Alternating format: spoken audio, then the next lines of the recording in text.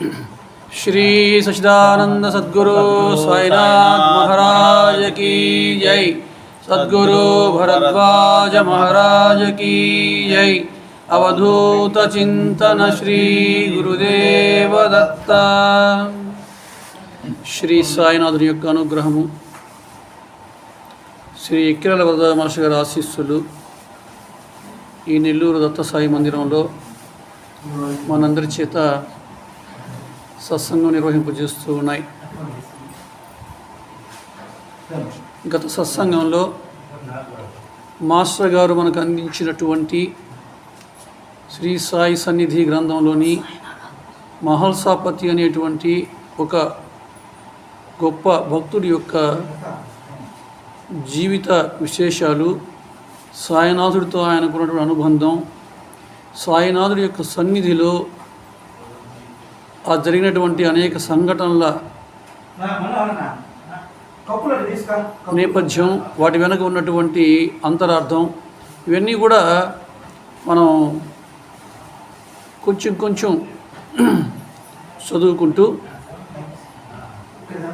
ఆ సంఘటనల వెనుక ఏ అంతరార్థం దాగి ఉంటుంది అనేటువంటిది తెలుసుకునేటువంటి ప్రయత్నం చేస్తూ ఏదో మనకు తెలిసిన మేర ఆలోచించుకుంటూ మనం ముందుకు పోతూ ఉన్నాం. మహల్సాపతి ఆయన ఎంత గొప్ప సదాచార సంపన్నుడో, ఆయన ఏ విధంగా వాళ్ళ పెద్దవాళ్ళు ఆచరించినటువంటి మహల్సాపతి పురాణం అనేటువంటి గ్రంథాన్ని శ్రద్ధగా పారాయణ చేసేవాడు, ఎట్లా ఆయన ఇంట్లో కానీ ఖండోబా మందిరంలో కానీ ఆ మహల్సాపతి యొక్క పూజని ఆయన శ్రద్ధగా నిర్వహించేవాడు. ఆయనకి తినడానికి తిండి లేకపోయినప్పటికీ ఆయన సాధు సత్పురుషులని ఏ విధంగా ఆయన సేవిస్తూ ఉండేవాడు, ఇవన్నీ కూడా ఆయన యొక్క శీల వైభవం గురించి మనం గత సత్సంగంలో కొంతమేర తెలుసుకునే ప్రయత్నం చేశాం.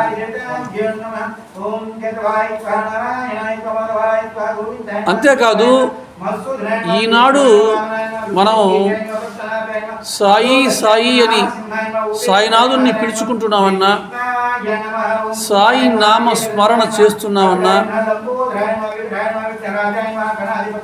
ఆ మహానుభావుడికి సాయి అనేటువంటి దివ్య నామాన్ని ఇచ్చి మనకందరికీ అటువంటి స్మరణ చేసుకునే అవకాశాన్ని, ఆయన సాయి అని పిలుచుకునేటువంటి అవకాశాన్ని మనకు కల్పించిన వాడు మహల్సాపతి.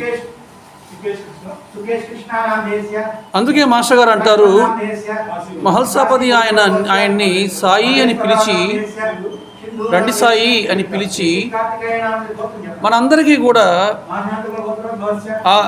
ఆ సాయినాథుడికి ఆ దివ్యనామాన్ని ఆయన ఇవ్వడం ద్వారా ఈ మానవ కళ్యాణానికి ఆయన ఒక మాయనిటువంటి మార్గాన్ని వేశాడు అని అంటారు మాస్టర్ గారు.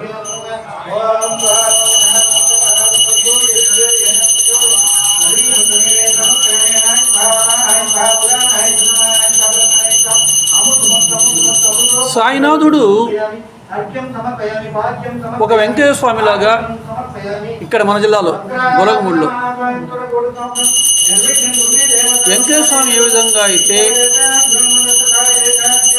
పిచ్చి వెంకయ్య అని అందరి చేత అనిపించుకున్నాడో, అందరూ ఆయన్ని మహానుభావుడుగా గుర్తించక ఆయన్ని ఒక పిచ్చి వెంకయ్యగా ఎలా భావించారో, అట్లాగే సాయినాథుడు కూడా ఏదో పిచ్చి పిచ్చిగా ఉంటూ ఉన్నట్టుండి కేకలు వేస్తూ తనలో తాను ఏదేదో మాట్లాడుకుంటూ గొనుక్కుంటూ ఏదేదో భంగిమలు చేస్తూ అట్లాగా సాయినాథుడు కూడా ఆ పిచ్చివాడిలాగా కనిపిస్తూ ఉండేవాడు చూచేదానికి. ఆ సాయినాథుడి యొక్క పిచ్చి వాలకం మాటన ఉండేటువంటి ఆ దివ్యత్వాన్ని గుర్తించిన మొట్టమొదటి మహానుభావుడు ఈ యొక్క మహల్సాపతి. అంటే మొట్టమొదటి దర్శనంలోనే ఆయన మహానుభావుడు అని గుర్తించిన వాడు ఈయన. బాబాలో ఉండేటటువంటి పూర్ణమైనటువంటి వైరాగ్యం లాంటి శుద్ధ సాత్వికమైనటువంటి లక్షణాలు మహల్సాపతిని ఆకట్టుకున్నాయి. వైరాగ్యం ఏమిటిది? వైరాగ్యం అన్న మాట మనకు సహజంగా పాత రోజుల్లో ఈ వైరాగ్యం అనేటువంటి మాటని 3 రకాలుగా చెప్పేవారు. శ్మశాన వైరాగ్యం, ప్రసూతి వైరాగ్యం, పురాణ వైరాగ్యం అనేటువంటి 3 రకాలుగా ఉంటుంది ఈ వైరాగ్యం అని చెప్పేవారు. అయితే వైరాగ్యం 3 రకాలుగా ఉంటుందని అనుకున్నామే, కానీ అసలు వైరాగ్యం అంటే ఏమిటి? ఇది సుఖము అని నాకు అనుభవం ఉన్నది. అది సుఖమని తెలిసి కూడా నేను దాని పట్ల ఆసక్తి లేకుండా ఉండడం, నేను దాని పట్ల విరక్తితో ఉండడం, నేను అది కావాలని కోరుకోకుండా ఉండడం ఏదైతే ఉన్నదో అది వైరాగ్యము అనబడుతుంది. అంటే రాగము అంటే ఇష్టం, విరాగము అంటే ఇష్టము లేకుండా ఉండటం, విరాగములో నుంచి వచ్చింది వైరాగ్యం. అట్లాగా వైరాగ్యము అంటే అది సుఖమని నాకు తెలుసు, ఇది చేస్తే నాకు సుఖానుభవం కలుగుతుంది అని నాకు తెలుసు. అయినప్పటికీ కూడా అటువంటి సుఖాన్ని నేను కోరుకోకుండా, దాని పట్ల ఎటువంటి ఆసక్తి లేకుండా, దాని పట్ల విరాగంగా వైరాగ్యంతో ఉండటం అనేటువంటిది అదే వైరాగ్యం. అయిష్టంగాను, దాని పట్ల ఎటువంటి నిరాసక్తితోనూ నేను ఎప్పుడైతే ఉంటానో దాన్ని వైరాగ్యం అని అంటారు. ఇప్పుడు అది సుఖాన్ని ఇస్తుంది అని తెలియనప్పుడు నేను దాని పట్ల వైరాగ్యంతో ఉండడం అనేటువంటిది పెద్ద గొప్ప విషయం కాదు, అది వైరాగ్యం అనబడదు. ఎందుకని? అది సుఖమో కాదో నాకు తెలియదు, కానీ అది సుఖమని నాకు తెలుసు. ఆ సుఖాన్ని నేను అనుభవించి ఉన్నా, అయినప్పటికీ కూడా దాని పట్ల ఆ సుఖాపేక్ష లేకుండా, దాని పట్ల నిరాసక్తతో విరాగంతో ఉండడమే వైరాగ్యం. అటువంటి వైరాగ్యాలు 3 రకాలుగా ఉంటాయి అని చెప్తుంది శాస్త్రం. అది శ్మశాన వైరాగ్యం, ప్రసూతి వైరాగ్యం, పురాణ వైరాగ్యం.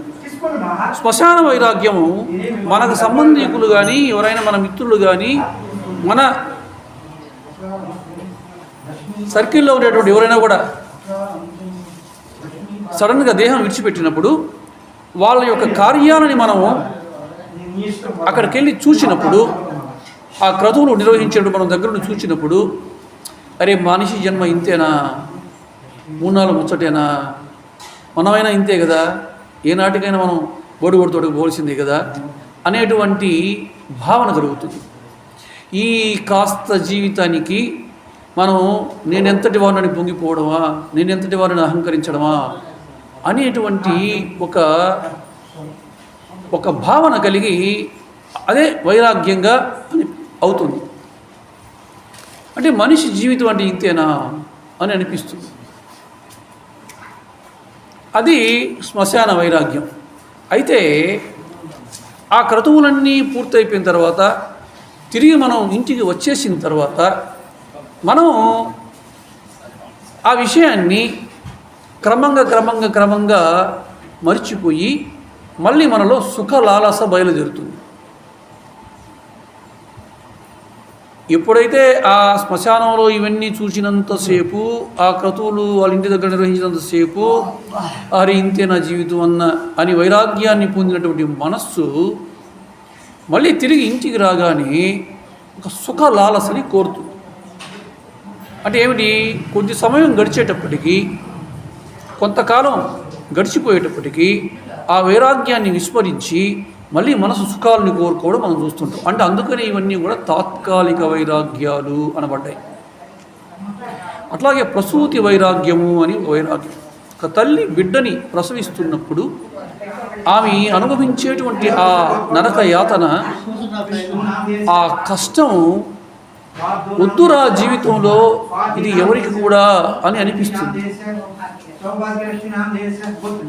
ఇందుక పెళ్ళి, ఇందుక బిడ్డలు, ఇంత కష్టపడడానికే నేను వైవాహిక జీవితాన్ని పొందాను, ఏమి ఈ జీవితం లేకపోతే ఎందుకు అని అనిపిస్తుంది, ఎందుకు ఈ జన్మ అని అనిపిస్తుంది.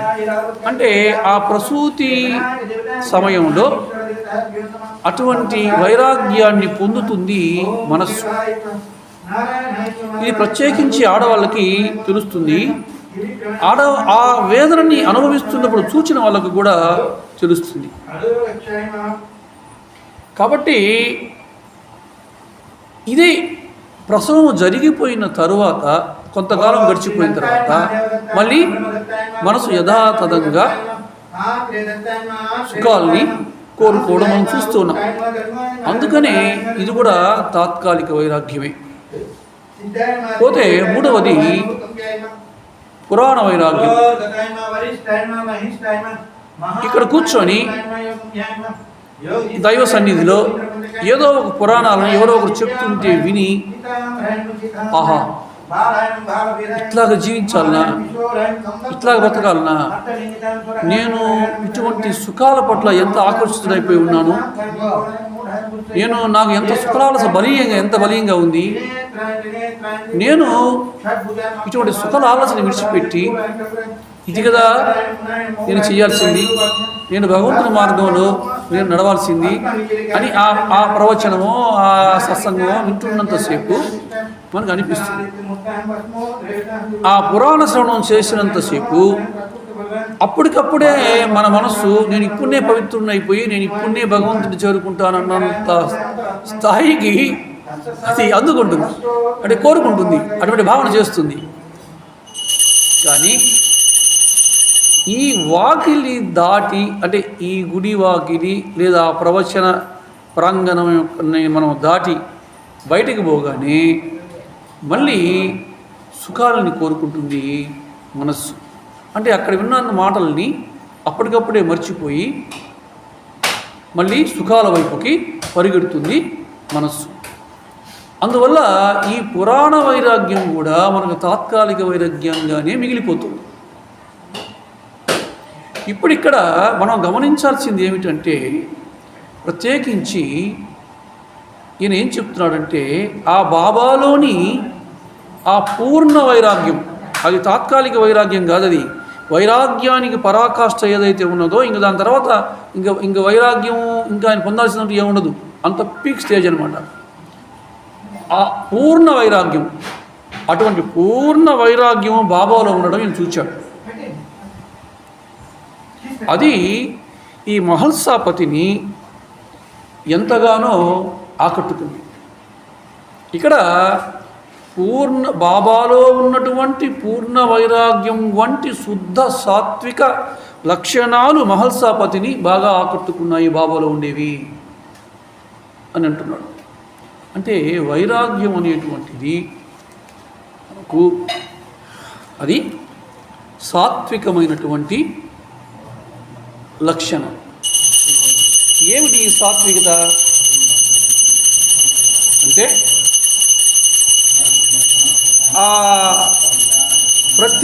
ఈ సృష్టిలో ప్రతి ఒక్కటి కూడా త్రిగుణాలమయం. అంటే మనము కూడా త్రిగుణాలతోనే ఉన్నాం. ఆ త్రిగుణాలే మాయ. భగవంతుడు నేను మనం అనేకం అవుతునుగాక అని సంకల్పించి ఈ సృష్టిలో అనేకంగా ఆయన ఎప్పుడైతే ఈ సృష్టిగా అయ్యాడో, ఈ సృష్టిలోని ప్రతి పదార్థము కూడా ఈ త్రిగుణాలతో నిండి ఉన్నది. కారణం ఏమిటంటే, ఆ మాయాశక్తి ఏదైతే ఉన్నదో, భగవంతుడి యొక్క శక్తి ఉన్నదో, ఆ మాయాశక్తియే ఈ సృష్టిగా ఏర్పడి ఉన్నది.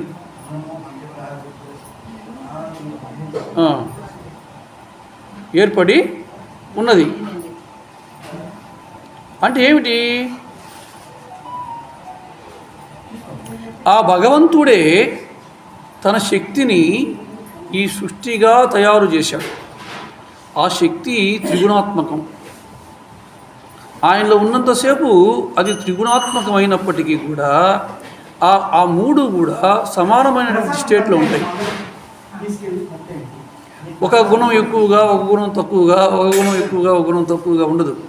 కానీ ఈ సృష్టిగా ఏర్పడిన తర్వాత ఒక్కొక్క పదార్థంలో ఒక్కొక్క రకమైనటువంటి స్థితిని అవి పొంది ఉంటాయి. అంటే రేషియో, నిష్పత్తి.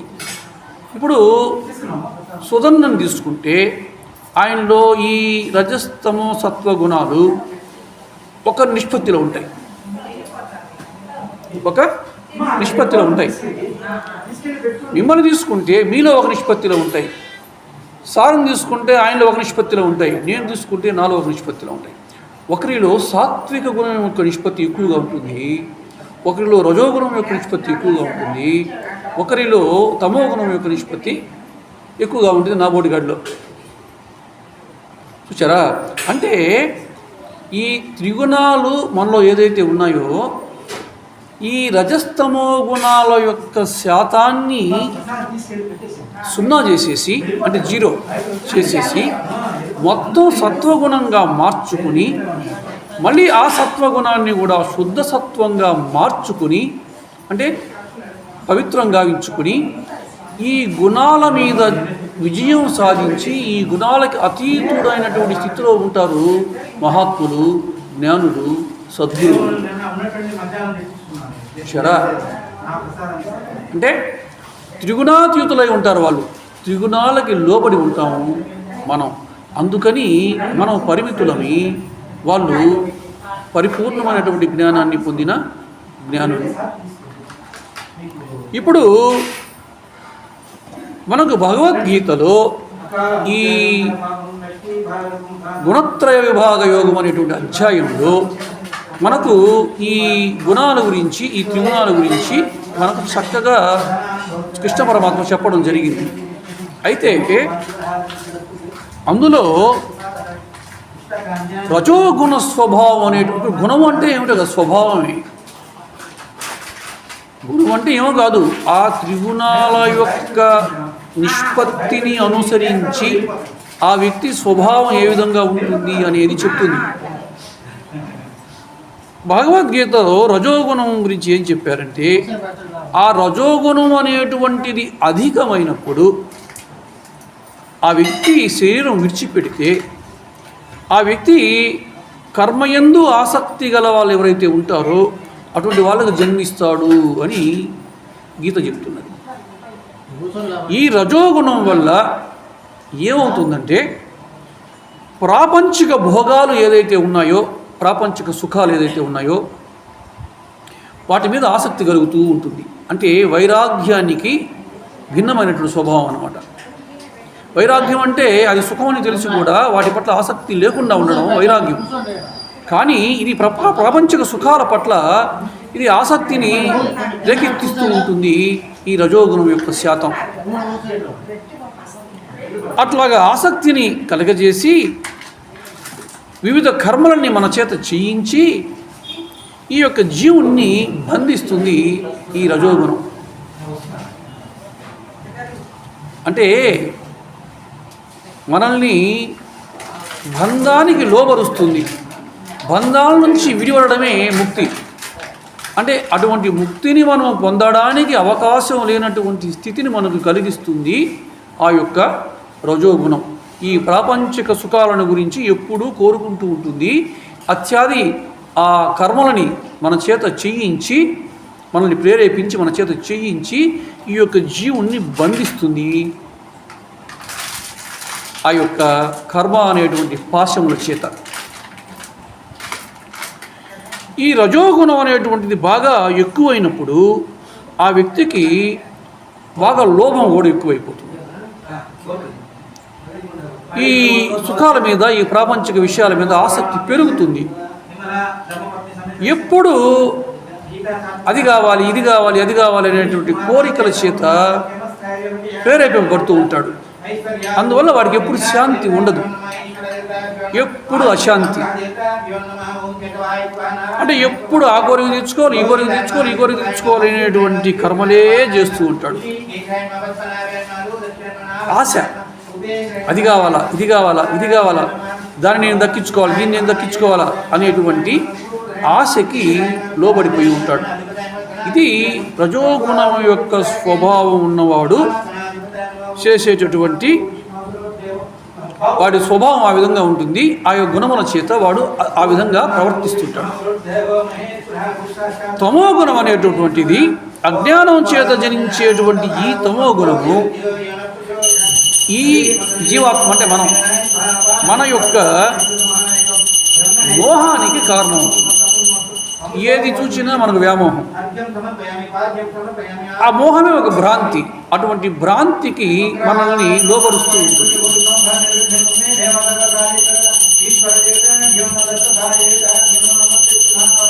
ఈ తమో గుణం వల్ల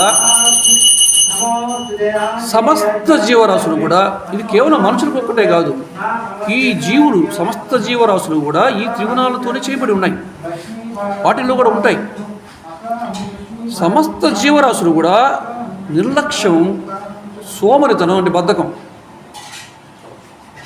ఏదో రకరకాల భ్రమలకి గురవుతూ ఉంటాయి. అజ్ఞానం బాగా ఎక్కువ అవుతూ ఉంటుంది.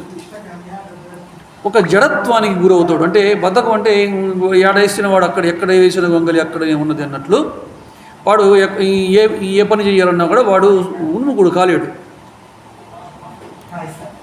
కాబట్టి ఈ గుణము యొక్క ప్రధాన లక్షణాలు ఇట్లా ఉంటాయి. ఈ తమో గుణం ప్రభావంతో శరీరం కనుక విడిచిపెడితే వాళ్ళు జంతు యోనుల్లో జన్మిస్తారు అని గీత చెప్తున్నది. రజోగుణము, తమో గుణము చూచాం. ఇప్పుడు సత్వగుణం. ఇది ఈ మిగతా రెండింటి గుణాల కంటే కూడా చాలా పవిత్రమైనటువంటిది, గొప్ప గుణం. ఈ సత్వగుణము యొక్క శాతం, ఆ నిష్పత్తి మనిషిలో ఎంత ఎక్కువ ఉంటే ఆ వ్యక్తి అంత సాత్వికమైనటువంటి స్వభావాన్ని కలిగి ఉన్నాడు అని అంటారు. ఇది కలిగి ఉంటే సాటి వ్యక్తుల పట్ల ప్రేమ కలిగి ఉంటాడు, సాటి జీవుల పట్ల ప్రేమ కలిగి ఉంటాడు, సాటి వ్యక్తుల పట్ల దయ కలిగి ఉంటాడు, సాటి వ్యక్తుల పట్ల ఓర్పు కలిగి ఉంటాడు, సాటి వ్యక్తుల పట్ల, సాటి జీవుల పట్ల క్షమ కలిగి ఉంటాడు. ఇవి సత్వగుణం స్వభావంగా కలిగిన వాడు ఇటువంటి లక్షణాలని కలిగి ఉంటాడు. ఈ గుణంతో చేసేటువంటి ఏ పనైనా కూడా అది ఒక పవిత్రమైనటువంటి ఫలితాలని మనకిస్తుంది. ఎందుకని? ఆ సత్వగుణంతో ఉన్నవాడు సాత్వికమైనటువంటి పనులని, కర్మలని చేస్తాడు కనుక అటువంటి సత్కర్మలు ఎప్పుడు కూడా సత్ఫలితాన్ని ఇస్తాయి కనుక వాడు ఎప్పుడు కూడా సత్ఫలితాలని ఆ కర్మల ద్వారా పొందుతుంటాడు. ఇటువంటి సత్వగుణాన్ని ప్రధానంగా ఉండి అటువంటి స్వభావం ఉన్నవాడు వాడు జీవించి ఇటువంటి కర్మలు చేసుకుని మరణించిన తరువాత వాడు ఉన్నత లోకాలని వాడు పొందుతాడు. అంటే స్వర్గానికి పోవచ్చు, లేకపోతే ఈ మిగిలిన రెండు గుణాల మీద కనుక విజయం సాధించి కేవలం మనసంతా సత్వగుణంగానే చేసుకుని మనసంతా సాత్వికతతో నిండిపోయి చివరికి ఆ సత్వగుణాన్ని కూడా శుద్ధ సత్వంగా గనక మార్చుకోగలిగితే వాడు జ్ఞానిగా కూడా మారిపోయేందుకు అవకాశం ఉంటుంది. అంటే ఏమిటి? అటువంటి సత్వగుణాన్ని 100% మనస్సులో గనక నిక్షిప్తం చేసుకోగలిగితే అటువంటి సాత్వికుడు చేసేటువంటి సత్కర్మల ఫలితంగా వాడిలో జ్ఞానం ఉదయించి వాడు తర్వాత ఆ జ్ఞాన నిష్ఠ చేత వాడు ముక్తిని కూడా పొందేదానికి అవకాశం ఉంటుంది అని శాస్త్రాలు చెప్తున్నాయి. చూచారా? అంటే ఇప్పుడు రజోగుణం వల్ల కోరికలు హెచ్చుతున్నాయి, ప్రాపంచిక అభ్యున్నతి కోసం వెంపర్లాడుతున్నాడు, కీర్తికాంక్ష కావాలని కోరుకుంటుంటాడు, అటువంటి తృష్ణతో జీవిస్తుంటాడు. సత్వగుణం అనేటువంటిది జ్ఞానాన్ని వాడి కలిగిస్తుంది, రజోగుణం అనేటువంటిది మోహాన్ని తమోగుణం అనేటువంటిది అజాగ్రత్తని, అవివేకాన్ని, మరుపుని, పరాకుని, బద్ధకాన్ని మనకు కలిగిస్తూ ఉంటుంది. ఇవి ఈ 3 గుణాలు మనలో ఉన్నాయి కనుక మనం ఎప్పుడైతే ఈ రజోతమో గుణాల యొక్క శాతాన్ని మనం 0 చేసుకుని ఎప్పుడైతే సత్వగుణ ప్రాబల్యాన్ని మనం పెంచుకుంటామో అప్పుడు మనం సాత్వికులము అనబడతాం. ఈ సాత్వికత కూడా శుద్ధ సత్వంగా పరిణమించే స్థాయికి మనం కనుక సాధన చేయగలిగితే, ప్రయత్నం చేస్తే, ఆ శుద్ధ సత్వమే జ్ఞానంగా పరిణమించి వాడు జ్ఞానిగా ముక్తిని కూడా పొందుతాడు. కాబట్టి బాబాలో ఉండేటటువంటి ఈ పూర్ణ వైరాగ్యం అనేటటువంటి శుద్ధ సాత్వికమైనటువంటి లక్షణాలు ఈ మహల్సాపతిని బాగా ఆయన్ని ఆకట్టుకున్నాయి. మొట్టమొదటిసారిగా ఇతడు ఒకరోజు మసీదుకు పోయి ఆ బాబా పాదాల మీద 2 పుష్పాలేసి ఆయన పాదాలకి మెడకి చందనాన్ని పూసి ఆయన 2 పాలు అక్కడ తీసుకెళ్ళినవి నైవేద్యంగా ఆయనకు సమర్పించాడు. ఎవరు? మహల్సాపతి. అంటే మధ్య మధ్యలో అనుకుంటుంటే ఆయన శీల వైభవం ఏమిటో, ఇది ఎవరితో ఎవరి గొప్పతనం గుర్తొస్తూ ఉంటుంది. అట్లా చేశాడు. ఆ రోజుల్లో ఎవరిని కూడా సాయినాథుడు ఆ విధంగా చేయనిచ్చేవారు కాదు. ఎవరిని అలా చేయనివ్వనటువంటి సాయినాథుడు ఒక్క మహల్సాపతిని మాత్రం ఆ విధంగా ఎందుకు చేయనిచ్చారు అని మనకు ప్రశ్న రావాలి. ఏమై ఉంటుంది కారణం? ఈ కారణానికి, ఈ ప్రశ్నకి సమాధానమే ఇప్పటి వరకు మాస్టర్ గారు మనకు మహల్సాపతి గురించి చెప్పినటువంటి ఆయన యొక్క శీల వైభవం. అటువంటి శీల వైభవం ఆయన కలిగి ఉన్నాడనంటే ఆయన గత జన్మలలో ఎటువంటి సత్కర్మలు చేసుకుని ఎటువంటి సంస్కార బలాన్ని ఆయనతో కూడా తెచ్చుకున్నాడో, ఎటువంటి వాసన బలం ఆయనతో కూడా వచ్చి ఉన్నదో, ఈరోజు సాయినాథుని 5 దశాబ్దాల పాటు ఆయన ఆ విధంగా సేవ చేసుకునేటువంటి భాగ్యాన్ని ఆయన పొందగలిగాడు. ఇవన్నీ మనం ఆలోచిస్తే ఆయన ఎంతటి సంస్కార బలం కలిగి ఉన్నాడో మనకు అర్థమవుతుంది. అటువంటి గొప్ప సంస్కార బలాన్ని ఆయన కలిగి ఉన్న కారణం చేతనే ఆయన వెళ్ళి ఆ పుష్పాలేసి ఆ పాదాలకి మెడకి చందనం అద్ది ఆ పాలు నైవేద్యంగా సమర్పించినప్పుడు ఆయన అడ్డు చెప్పలేకపోయాడు. కారణం ఆయనలో ఉన్నటువంటి ఆ సాత్వికత. ఆయన గత జన్మల సంస్కారం చేత ఆయన అటువంటి సత్వగుణాన్ని యొక్క ప్రాబల్యాన్ని పెంచుకొని ఉన్నాడు. అందువల్ల మహాత్ములు అటువంటి సంస్కార బలం ఉన్నవాళ్ళు కానీ, అటువంటి భక్తిభావం చేత ఉన్నవాళ్ళు కానీ ఎవరైనా అటువంటి సేవలు చేసినప్పుడు అడ్డు చెప్పరు. నా బోటోడు వెళ్ళి ఇటువంటి సేవ ఏదైనా చేస్తే వాళ్ళు బండబూతులు తిడుతూ తరుముకుంటారు, దగ్గరకు కూడా రానియరు. మనం చూస్తుంటాం. ఎవరైనా మహాత్ముల్ని మనం దగ్గరికి మనం వెళ్ళినప్పుడు వాళ్ళు ఎట్లా ప్రవర్తిస్తారు అనేటువంటి మనం చూస్తుంటాం. కానీ సాయినాథుడు అట్లాగే ప్రవర్తించేవాడు. ఆయన అందరినీ ఎవరంటే వాళ్ళని ఆ విధంగా రానిచ్చేవాడు కాదు, అటువంటి సేవ చేయనిచ్చేవాడు కాదు.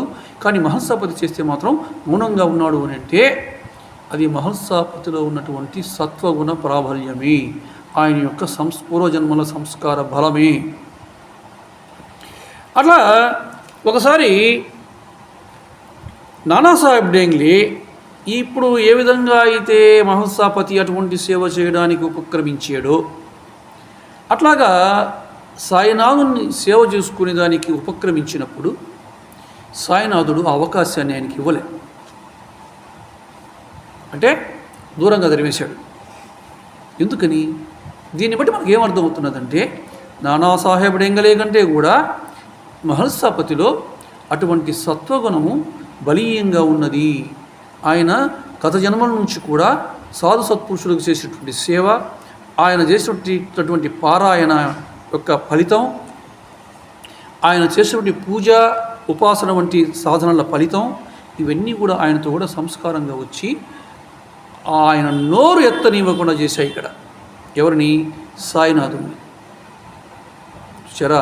అంటే మహాత్ములు దేనికి లొంగుతారు, దేనికి తలొగ్గుతారు, ఎట్లాగా ఎటువంటి నువ్వు సంస్కార బలం ఉంటే, ఎటువంటి సత్కర్మలు చేసి అటువంటి ఫలితాన్ని నువ్వు పొంది ఉంటే, ఎటువంటి సత్వగుణ ప్రాబల్యాన్ని నువ్వు పెంచుకొని ఉంటే వాళ్ళు నీకు అటువంటి అవకాశాన్ని కల్పిస్తారు అనేటువంటి విషయాన్ని మనం ఇక్కడ గుర్తిస్తే మనం కూడా ఇప్పటి వరకు జరిగిపోయింది ఏదో జరిగిపోయింది, ఇక నుంచి అయినా కూడా ఈ రజో తమో గుణాల యొక్క ప్రాబల్యాన్ని పెంచుకోకుండా ఆ సత్వగుణ ప్రాబల్యాన్ని పెంచుకునేటువంటి సత్కర్మల్ని నిర్వహిస్తూ అటువంటి కర్మల చేత ఆ మంచి ఫలితాన్ని, మంచి సంస్కారాలని మన మనస్సుల్లో నిక్షిప్తం గావించుకుంటే తర్వాత జన్మల్లో అయినా ఇటువంటి మహానుభావులు మనకు తారసిలినప్పుడు మనం అటువంటి సేవ చేసుకునేటువంటి భాగ్యాన్ని మనకు వాళ్ళు కల్పిస్తారు అనేటువంటి స్పృహ మనకి ఇక్కడ కలగాలి.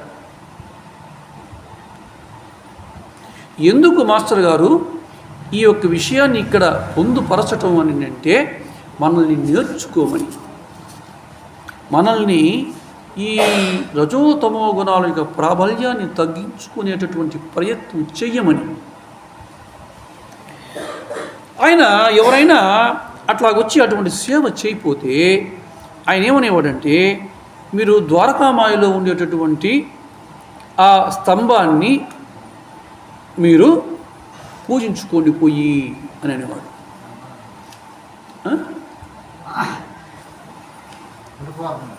సార్ ద్వారకామాయిలో ఉండేటువంటి స్తంభాన్ని మేము ఎందుకు పూజిస్తామయ్యా, నిన్నైతే పూజిస్తాం కానీ అని ఎవరు కూడా ఆ ద్వారక ఆయన చెప్తున్న ఆ మాటల వెనుక ఉన్నటువంటి ఆ రహస్యాన్ని గుర్తించలేకపోయారు, అంటే అవగాహన చేసుకోలేకపోయారు. ఆయన చెప్తున్నది ఏమిటి, అసలు ద్వారకామాయి అంటే ఏమిటి, ద్వారకామాయిలో ఉండేటువంటి స్తంభం అంటే ఏమిటి, ఆయన స్తంభాన్ని పూజించుకోమని ఎందుకు చెప్తున్నాడు అనేటువంటి విషయాన్ని అవగాహన చేసుకోలేక ఒప్పోవా మేము స్తంభానికి ఎందుకు చేస్తాము, నువ్వు అవకాశం ఇస్తే నీకు చేస్తాం కానీ అని అనుకున్నారే కానీ ఆయన ఏం చెప్తున్నాడా అనేటువంటి విషయాన్ని గ్రహించలేకపోయారు. స్తంభం అంటే ఆ రోజుల్లో ఒక ఇల్లు నిలబడాలంటే మధ్యలో ఒక, అంటే పాత రోజుల్లో, మీరు ఇప్పుడు భవంతులు పోల్చుకోకండి, చాలా పిల్లర్స్ వేసేసి ఒకేసారి 2, 3, 10 ఎన్నో అంతస్తులు కట్టేస్తున్నారు. అట్లా కాదు. పాత రోజుల్లో ఒక ఇల్లు నిలబడి ఉంది అంటే ఆ ఇంటికి ఒక పిల్లర్గా మధ్యలో ఒక స్తంభం ఉండేది. ఆ స్తంభం ఆధారంగా కప్పుని ఈ గోడల మీదకి దించి ఉండేవాళ్ళు. అంటే ఆ ఇల్లు నిలబడి ఉన్నదంటే ఆ స్తంభం ఆధారం. ఈ శరీరము ఒక ఇల్లు అనుకుంటే ఆ ఇంటికి స్తంభం ఎవరంటే నీలో ఉన్నటువంటి ఆత్మయే స్తంభం, ఆ చైతన్యమే స్తంభం. అంటే సాయినాథుడే మీలో ఆ స్తంభమై ఉన్నాడు ఈ శరీరానికి, ఈ దేహానికి ఆధారంగా. అట్లాగే ఆయన ద్వారకామాయిలో ఉండేటటువంటి స్తంభాన్ని మీరు పోయి పూజించుకోండి అని ఎందుకు చెప్పాడు ఆయన? అసలు ఆ మసీదుకి ఆయన ద్వారకామాయి అనేటువంటి పేరు ఎందుకు పెట్టారు?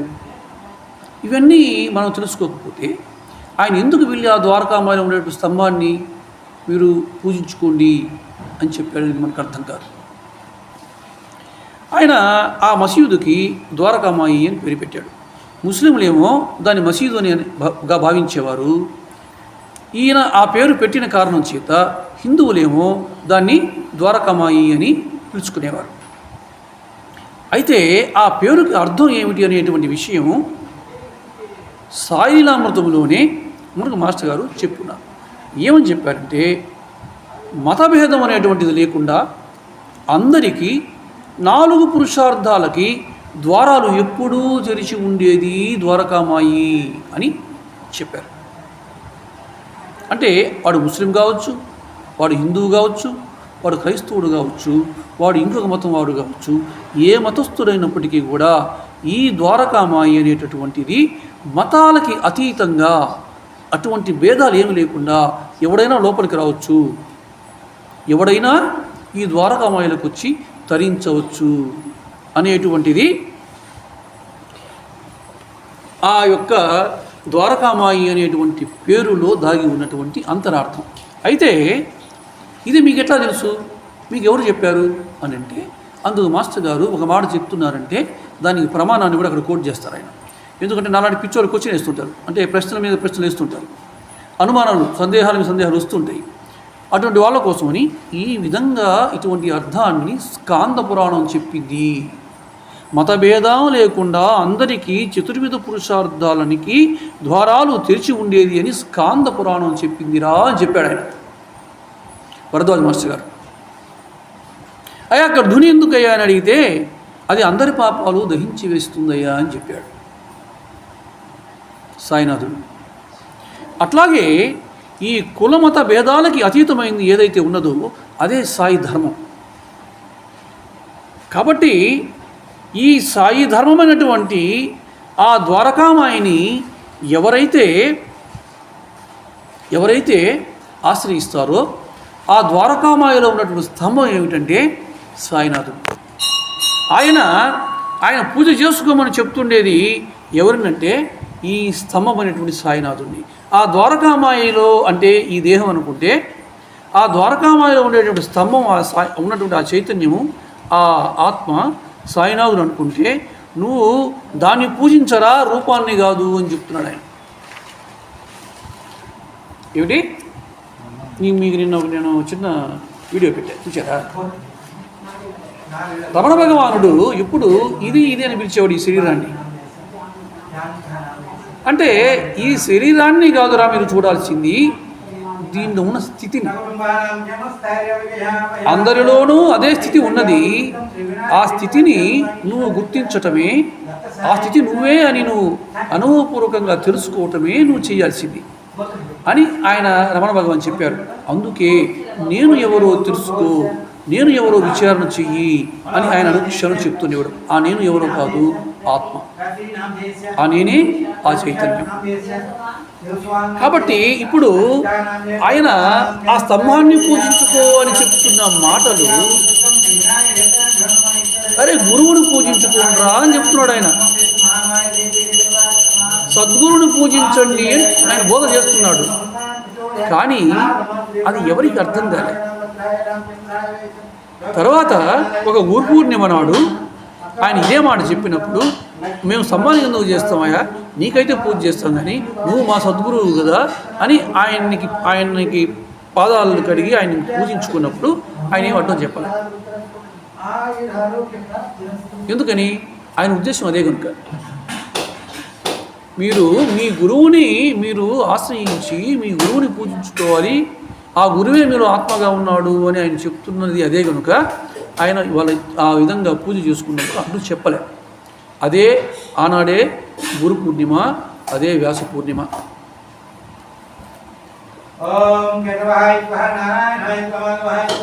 అట్లా మసీదులో ఉండేటటువంటి ఆ సాయినాథుడిని హిందూ పద్ధతిలో పూజించుకోవడం హిందువులు చేస్తుండేవారు. ముస్లింలు ఖురాను అవి తీసుకొచ్చి ఆయన ఎదురుగా కూర్చుని ఆ ఖురాన్ని ఆయన ముందు చదువుకుంటూ ఆయనే అల్లా అని భావన చేసేవారు. ఇట్లాగా హిందువులు ముస్లింలు ఆ మసీదుకు వస్తూ పోతూ అది మసీదు అనే వాళ్ళు, ద్వారకామాయి అని వీళ్ళు భావన చేస్తూ వాళ్ళు ఆయన్ని పూజ చేసుకుంటూ ఉన్నారు. ఈ విధంగా హిందువులు వచ్చి హిందూ సాంప్రదాయం ప్రకారం సాయినాథునికి అటువంటి పూజలు చేయటం ముస్లిములకి నచ్చలే.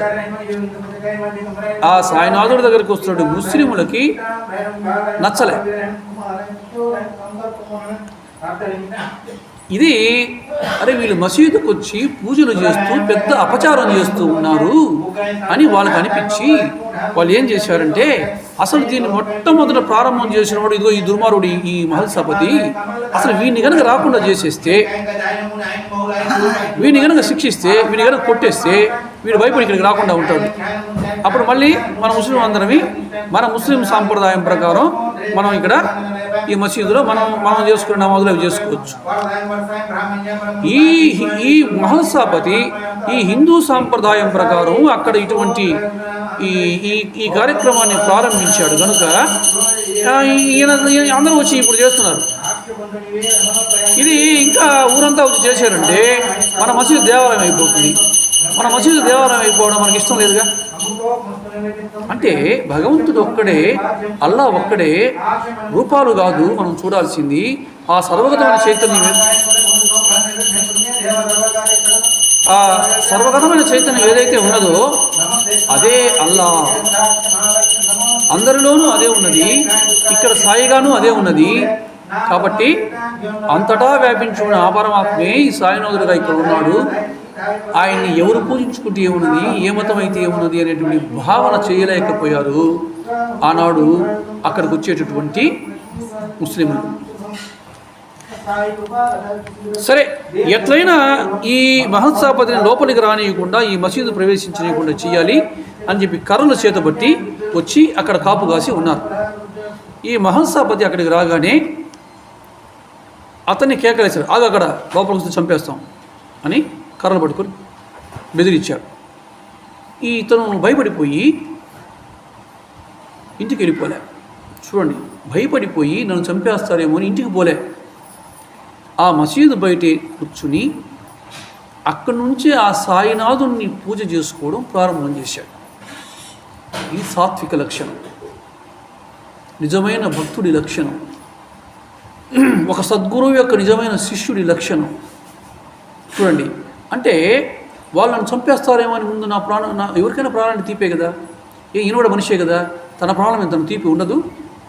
కానీ ఆయన ఎందుకు వెళ్ళిపోలేదు? భయపడి లోపలికి రావద్దన్నారే కానీ బయట ఉండొద్దని లేదుగా. అందువల్ల నేను బయటే కూర్చుంటాను, బయట నుంచి నేను నా తండ్రి సాయినాథుడికి నేను పూజ చేసుకుంటాను అని చెప్పి అక్కడి నుంచి ఆయన పూజ చేసుకుంటుంటే సాయినాథుడు మహల్సాపతి కేసు చూసి కోపంగా ఆవేశంతో, నువ్వు వచ్చి నాకు చందనం వచ్చి పూజించుకో, ఎవడు నిన్ను అడ్డగిస్తాడో చూస్తాను అని కేకలేశారు. ఎప్పుడైతే కేకలేశారో సాయినాథుడి యొక్క ఆ ఆవేశాన్ని చూసినటువంటి ఆ ముస్లింలు భయపడిపోయి, ఒరే ఆయన్నే పిలుస్తున్నాడే, ఆయనే చేయమని చెప్తున్నాడే, ఆయన్ని ప్రోత్సహిస్తున్నాడు, మనం ఏం చేయగలము అని చెప్పి అక్కడి నుంచి భయపడి పారిపోయారు. అంటే ఆనాటి నుంచి మహల్సాపతి యథేచ్ఛగా ఎటువంటి ఆటంకం లేకుండా నిరాటంకంగా సాయినాథుడిని ఆ పాదాలకి మెడకి చందనం అద్ది ఆ పుష్పాలు ఆయన పాదాల మీద వేసి ఆయన్ని పూజించుకోవడం అనేటువంటి జరుగుతున్నది. తర్వాత సాయినాథ్ ఈ మహల్సాపతియే కాకుండా నానాసాహెబ్ డెంగ్లే కూడా, ఇంకా అక్కడ ఉన్నటువంటి షిరిడీ వాసులు కొంతమంది కూడా అక్కడికి వచ్చి సాయినాథుడిని పూజించుకునేవాళ్ళు. చూడండి, సాయినాథుడి యొక్క ఆ అవతార ఉద్దేశం ఏమిటంటే ఇటువంటి మత సామరస్యాన్ని నెలకొల్పడం, ఈ మత విద్వేషాలని పోగొట్టడం. ఇప్పుడు ఆయన ఏం చేశాడు? రెచ్చిపోయిన ముస్లింలని ఆయన అడ్డుకున్నాడు. హిందువులు అదే మసీదులో సాయినాథుడిని హిందూ సాంప్రదాయాన్ని అనుసరించి పూజ చేసుకునేటువంటి అవకాశాన్ని కల్పించాడు. అదేవిధంగా ముస్లింలు వచ్చినప్పుడు వాళ్ళు వాళ్ళ సాంప్రదాయం ప్రకారం ఖురాన్ చదువుకుంటుంటే వాళ్ళు ఆ ఖురాన్లో ఏదన్నా సంశయాలు వాళ్ళకి కలిగినప్పుడు ఆయన నివృత్తి చేసేవాడు. అంటే ఇరు మతాల వాళ్ళని వాళ్ళ మతానుసారం వాళ్ళ మత సాంప్రదాయాలకు అనుగుణంగా ఆయన్ని పూజ చేసుకునేటువంటి అవకాశాన్ని కల్పించాడు, మత సామరస్యాన్ని నెలకొల్పాడు. ఎందుకని? ఆయన యొక్క అవతార ఉద్దేశ్యమే అది. ఎప్పుడైతే మహల్సాపతి ఆ విధంగా పూజ చేయడం ప్రారంభం చేశాడో తర్వాత నానాసాహెబ్ డేంగ్లే అంతకుముందు ప్రయత్నం చేసి వైఫల్యం చెందాడుగా. సరే, ఈయన చేసుకుంటే గమ్ముకున్నాడుగా, నేను చేసుకుంటే మళ్ళీ నేను నాకు అవకాశం ఇస్తాడేమో మళ్ళీ పోయాడు, మళ్ళీ దొరుకున్నాడు. అప్పుడు అక్కడ సాయినాథుడి దగ్గర ఆ రోజుల్లో దగ్దూబాయి అనేటువంటి ఒక సాయి భక్తుడు ఉండేవాడు. ఆయన ఒక శ్యామ ఏ విధంగా అయితే అక్కడ కూర్చున్న భక్తులకి సాయినాథుడికి మధ్య వారధిగా ఆయన ఒక సామరస్యపూర్వకమైన వాతావరణం నెలకొల్పుతుండేవాడో ఈ దగ్దూబాయి నానాసాహెబ్ డెంగ్లే వచ్చి ఆ విధంగా పూజ చేసుకోవాలని అడిగినప్పుడు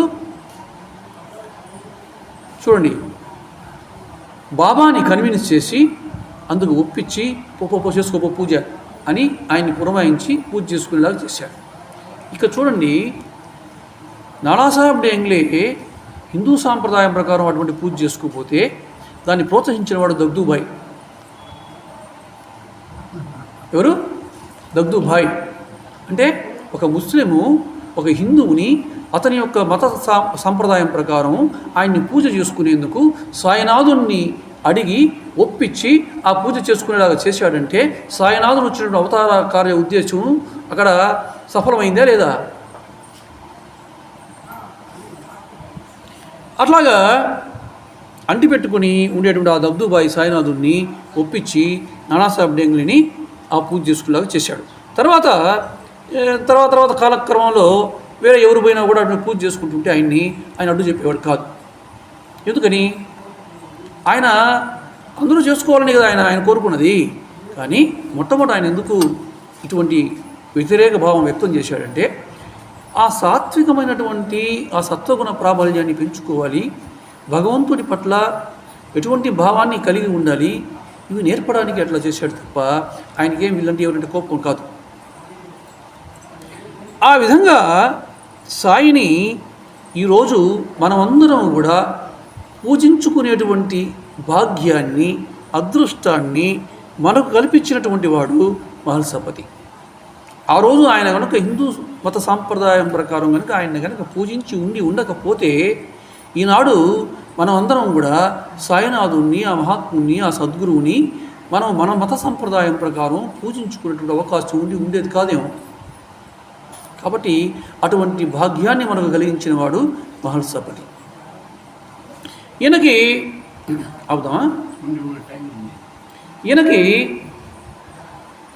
ముగ్గురు కుమార్తెలు, ఒక కొడుకు ఉండేవారు. కొడుకు ఆ 1880 ఆ ప్రాంతంలో మరణించాడు. ఇప్పుడు ఈయనకి ముగ్గురు కుమార్తెలు మాత్రమే ఉన్నారు. ఈయనకేమో చేతిలో చిల్లి గవ్వలే, ఈయనకే ఒక్క పైసా కూడా రాబడలేదు. ఆ స్వర్ణకార వృత్తి చేసుకుంటుండేవాడు. అది కూడా ఆ విధంగా వృత్తిని చేసుకుంటూ ఆయన తన యొక్క జీవితాన్ని జీవనం సాగిస్తున్నటువంటి రోజుల్లో ఒకరోజు ఆయనకి ఖండోబా మందిరంలో పోయి పూజ చేసేవాడుగా అయిన మహాసపతి పూజని ఆ ఖండోబా దర్శనమిచ్చి అక్కడ ఉన్నటువంటి విగ్రహాలను తీసుకొచ్చి వాటికి పూజ చేసుకో అని చెప్పాడు. ఆయన అట్లా పూజ చేసుకుంటూ ఉంటాడు. ఒకరోజు ఆయనకి మహల్సాపతికి ఒక కళ వచ్చింది. ఆ కళలో ఒక వృద్ధ బ్రాహ్మణుడు దర్శనమిచ్చి ఏమిటి స్వర్ణకార వృత్తి చేయకుండా ముక్తి సంపాదించుకోలేవా అని మందలించాడు. అప్పుడు మహల్సాపతి చెప్పాడు, అయ్యా నేను ముక్తి సంపాదించుకోగలను అని చెప్పాడు. ఆ మాట చెప్పగానే ఆ స్వామి నా పాదాలని ఆశ్రయించు అని చెప్పాడు. ఆ రోజు నుంచి తన యొక్క సంసార భారం అంతా కూడా ఆ దేవునిపై వేసేసి ఆయన భిక్ష చేసుకుని ఆ భార్యాబిడ్డల్ని బ్రతికించుకోసాగాడు మహల్సాపతి. ఆయన ఇంట్లో నిద్రపోతే మనోవికారాలు కలిగి తన సాధనకి ఆటంకంగా ఉంటుందేమోనని ఇంట్లో నిద్రపోకుండా మసీదుకి వెళ్ళి సాయినాథుడి దగ్గర నిద్రపోయేవాడు. సాయినాథుడు ఒకరోజు మసీదులోను ఒకరోజు సేవలోను నిద్రిస్తూ ఉంటే సాయినాథుడు ఎక్కడైతే నిద్రిస్తున్నాడో ఆయన చెంతనే నిద్రపోయేవాడు. ఒకరోజు సాయినాథుడు అరే భగత్, సాయినాథుడు ఆయన్ని ముద్దుగా ఒక నిక్నేమ్ భగత్ అని పిలిచేవాడు. అరే భగత్, ఈ ఫకీరు మాటలు ఎప్పటికీ వ్యర్థం కావు, విను. నువ్వు రోజు నీ ఇంట్లో కాకుండా ఇక్కడే పడుకుంటున్నావు. నీకున్నది కుమార్తెలే కదా, నీకు కొడుకులు లేరు కదా. కుమార్తెలు చింతకాయల వంటి వాళ్ళు, కుమారుడో మామిడి పండు వంటి వాడు. కాబట్టి నువ్వు ఇక నుంచి నువ్వు ఇంటి దగ్గర నిద్రిస్తే నీకు తప్పకుండా కొడుకు పుడతాడు. అందువల్ల నువ్వు పోయి ఇంటికాడ నిద్రించు అని చెప్పాడు. కానీ ఆయన చెప్పినా కూడా ఈయనకి ఆడకపోతే మళ్ళా ఈ మనోవికారకు లోన్ అయిపోయి నా సాధన దెబ్బతింటుందేమోనని ఆయన అక్కడే పడుకోవడం ప్రారంభం చేశాడు. అప్పుడు ఒకరోజు కాశీరామ్తో బాబా అన్నాడు, వీడిని ఇంట్లో పెట్టి తలుపు గొళ్ళెం పెట్టు అన్నారు. కాశీరామ్ అట్లాగే చేశాడు. తర్వాత మహల్సాపతి 1896లో కృష్ణాష్టమి నుంచి తన యొక్క ఇంటి దగ్గరనే నిద్రపోవడం ప్రారంభించాడు. సరిగ్గా సాయినాథుడు చెప్పినట్లుగా మరుసటి జన్మాష్టమికి ఆయనకి 1897లో ఒక ఆదివారం నాడు ఆయనకి ఒక కొడుకు పుట్టాడు. అతనికి మార్తాండ్ అని పేరు పెట్టుకున్నాడు మహల్సాపతి. సాయినాథుడు చెప్పినటువంటి కార్యం నెరవేరిపోయింది కదా, ఇంక నేను ఎందుకు ఇంట్లో పడుకోవాలా? ఆయన కొడుకు కోసమే కానీ ఇంట్లో పడుకోమన్నాడు. నా కొడుకు పుట్టేసాడుగా, ఇంక నేను ఎందుకు ఇంట్లో పడుకోవాలా? నేను ఇంకా ఇంట్లో పడుకొని నేను ఎందుకు ఆ సంసారంపై నేను వ్యామోహం పెంచుకోవాలా అని వెంటనే మళ్ళీ మసీదుకు వచ్చేసి మళ్ళీ మసీదులో సాయినాథుడితో కూడా నిద్రపోవడం ప్రారంభించాడు ఆ మహల్సాపతి. చూడండి, ఇవన్నీ కూడా ఆయన యొక్క శీల వైభవాన్ని, ఆయనకి సద్గురువు పట్ల ఉండేటువంటి ఆ ప్రేమ, ఆ భక్తి, ఆయన యొక్క లక్ష్యం పట్ల ఆయనకు ఉన్నటువంటి చిత్తశుద్ధి, ఇవన్నీ మనకు తెలియజేస్తాయి.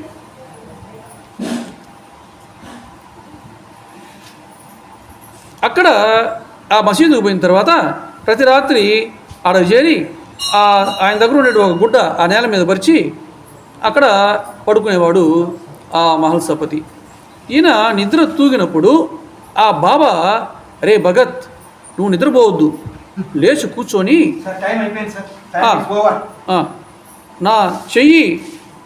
నీ చెయ్యి నా గుండెల మీద వేసి ఉంచు, నేను అల్లా నామ స్మరణ చేస్తూ ఉంటాను. నేను అలా స్మరణ చేస్తున్నది లేనిది నా గుండె స్పందన వలన నీకు తెలుస్తుంది అని చెప్పాడు. అంటే సాయినాథుడి హృదయంలో ఎప్పుడు కూడా అల్లా నామస్మరణ జరుగుతున్నది అనేటువంటిది స్వయంగా ఆ గుండె మీద చెయ్యి వేసి చూడగలిగినటువంటి అదృష్టం ఎవరికి దక్కిందంటే మహల్సాపతికి దక్కింది. సరే, ఆ విధంగా ఆయనకే చెప్పాడు. ఈయన ఆయన గుండెల మీద చెయ్యి వేసి ఆ స్మరణ, అల్లానామ స్మరణ ఆయన వింటున్నప్పుడు ఆయన చెప్పాడుగా, ఇది ఎప్పుడు ఆగిపోతుందేమో నాకు చెప్పురా అన్నాడు ఆయన. అది ఆగింది లేదు, ఈయన ఆయనకు చెప్పింది లేదు. అంటే ఏమిటి? ఈ వ్యక్తిని ఆయన ఆధ్యాత్మికత వైపు పురోగమించడానికి ఆయన తర్ఫీదునిస్తున్నాడు. అంటే ఒక గురువు వద్దకు చేరిన శిష్యుడు తన హృదయంలో ఎప్పుడు కూడా ఆ గురువు యొక్క నామాన్ని స్మరిస్తూ ఉండాల్సిందే. అది తన గుండె ఏ విధంగా అయితే సహజంగా కొట్టుకుంటుందో ఆ నామ స్మరణ కూడా అట్లా సహజమైపోవాలి అని నేర్పుతున్నాడు. ఇప్పుడు గురువు ఎందుకు చెప్తాడు? ఆయన గురువుని చేసి చూస్తే ఈయనకేమిటి, చూడకపోతే ఆయనకు వచ్చిన ప్రయోజనం ఏమిటి, నష్టం ఏమిటి? గురువు శిష్యుడికి ఇస్తున్న తర్ఫీదు, శిక్షణ.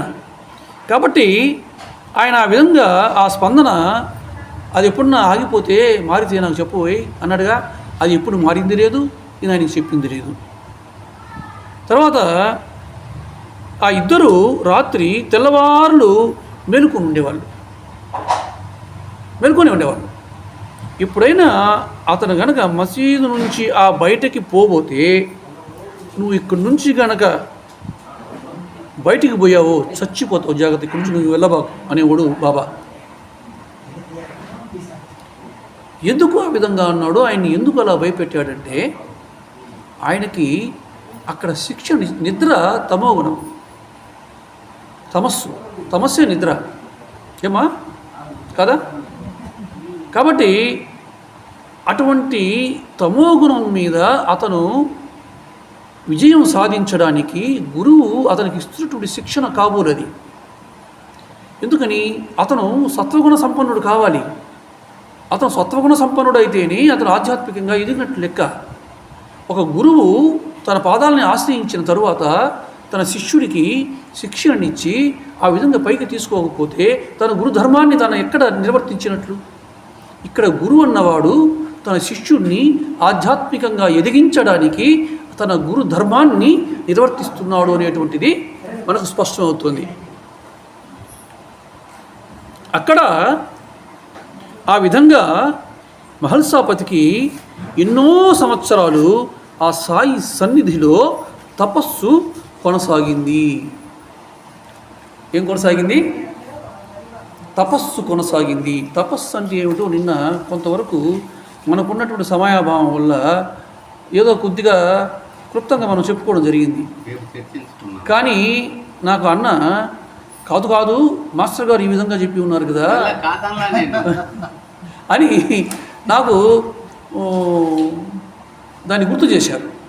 ఖచ్చితంగా ఆ సాయి సన్నిధిలో ఈ మహల్సాపతికి కొనసాగినటువంటి తపస్సు ఏమిటో, ఎందుకు అటువంటి తపస్సు కొనసాగాలో, ఆ తపస్సు కొనసాగితే ఆయన పొందేటటువంటిది ఏమిటో, ఇవన్నీ కూడా మనం రాబోయేటువంటి సత్సంగంలో మనం చర్చించుకునేటువంటి ప్రయత్నం చేద్దాం.